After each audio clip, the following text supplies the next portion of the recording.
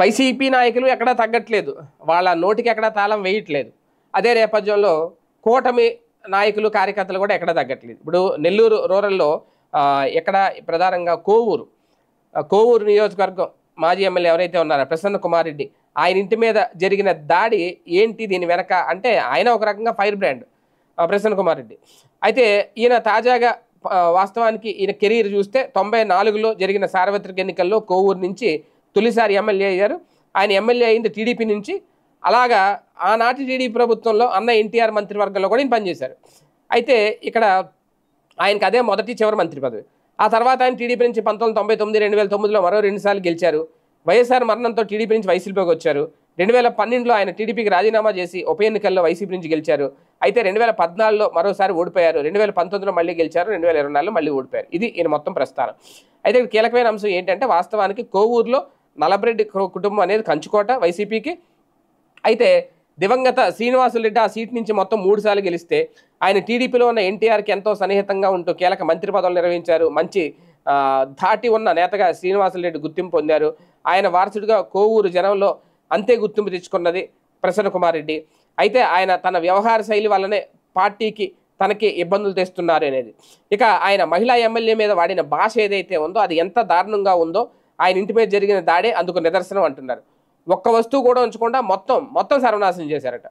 ఇలా కక్ష తీర్చుకున్న వారు ఎవరు అంటే జవాబు అయితే లేదు. ఇది వేమిరెడ్డి ప్రశాంత్ రెడ్డి, ప్రభాకర్ రెడ్డి పనే అని వైసీపీ నేతలు ఆరోపిస్తుంటే తనకు ఏమీ సంబంధం లేదని ప్రశాంత్ రెడ్డి అంటున్నారు. ప్రసన్నరెడ్డి ఎమ్మెల్యేగా ఉన్నప్పుడు ఎందరినో బాధ పెట్టారని, వారిలో ఎవరో ఒకరు వచ్చి ఈ దాడికి పాల్పడి ఉండొచ్చు అనేది ఆమె చెప్తున్నారు, ప్రస్తుతం ఎమ్మెల్యే అక్కడ. అయితే ఆమె చెప్పిన దానికి దాడి జరిగిన సమయానికి పొంతం లేదట.